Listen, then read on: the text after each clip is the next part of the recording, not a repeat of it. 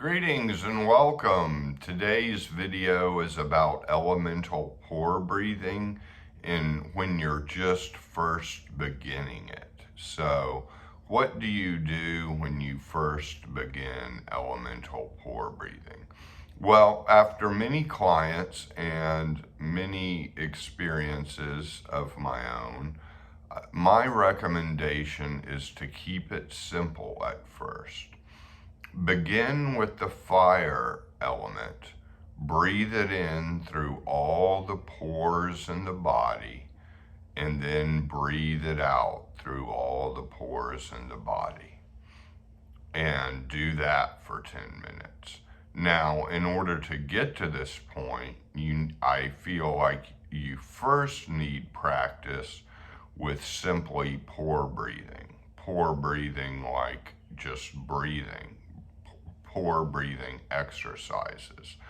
And my favorite suggestion that I've made before is the Zen meditation of counting breaths. Breathe in through all of your pores, breathe out, and that's 1. Breathe in through all of your pores, breathe out through all of your pores, and that's 2.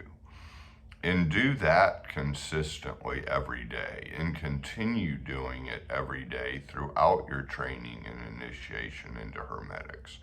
That's my experience of what has been most helpful with people, because not only does it relax you and get into vacancy of mind, it will also increase willpower.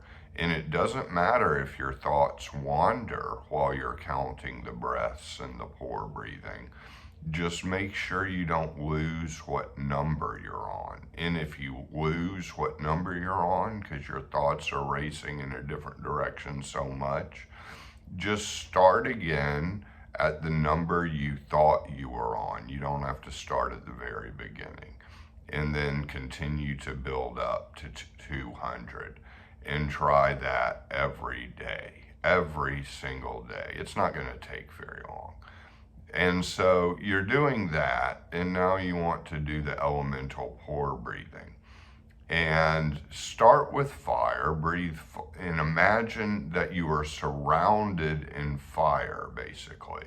That there's just a huge fire around you in your house, in your apartment, into the yard, outside, into the streets. There's just this enormously hot fire that's out of control, and visualize that image and hold that image, and then begin to breathe the fire in through all of your pores and breathe it out.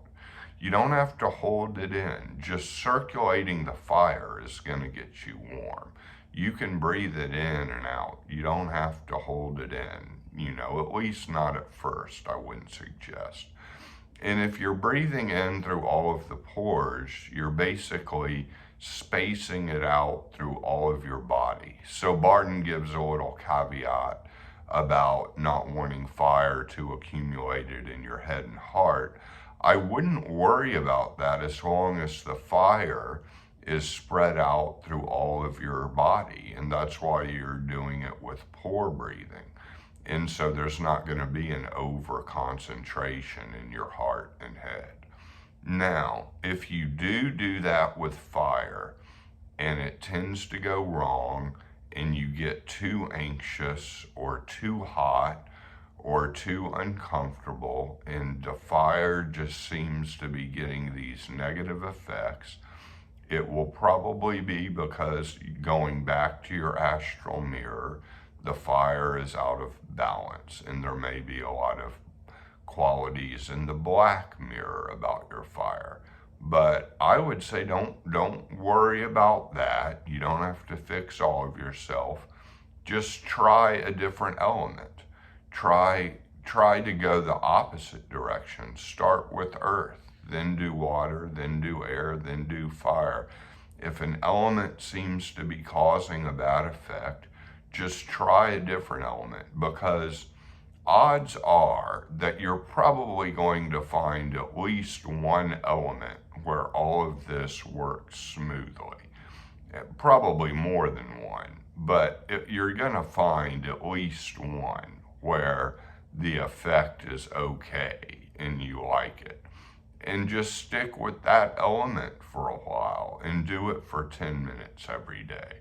And the visualization before breathing in the elements is the same with air, the same with water, the same with earth.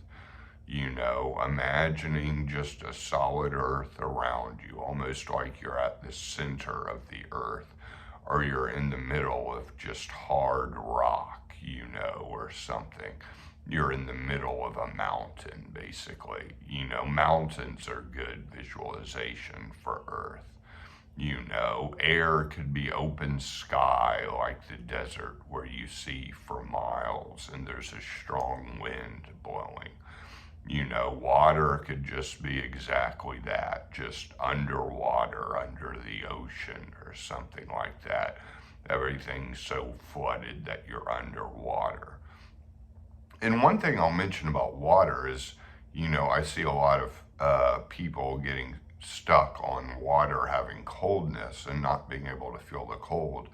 I don't think you have to feel cold doing water. I mean, there is warm water, and not just in showers. There's warm water in hot springs. So water, and there is lukewarm water in the rain sometimes. And sometimes rainwater in the summer can even be slightly warm. So water doesn't have to necessarily be cold. It's more of that fluid feeling that you'll feel dispersed throughout your body. You know, and air will begin to make you feel lighter, almost like you're hyperventilating in a good way. And so, yeah, this is the key to beginning to really work on magical equilibrium and to be balancing the elements. So, hope I made everything clear. If you have any questions or comments, or you're interested in a coaching session over Zoom or phone, you can simply just email me at thegraveyardcowboy@gmail.com, thegraveyardcowboy@gmail.com. That's the quickest way to get in touch with me. So good luck with these practices. Go forward.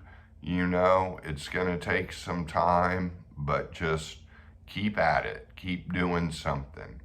Alrighty. Many blessings to all of you.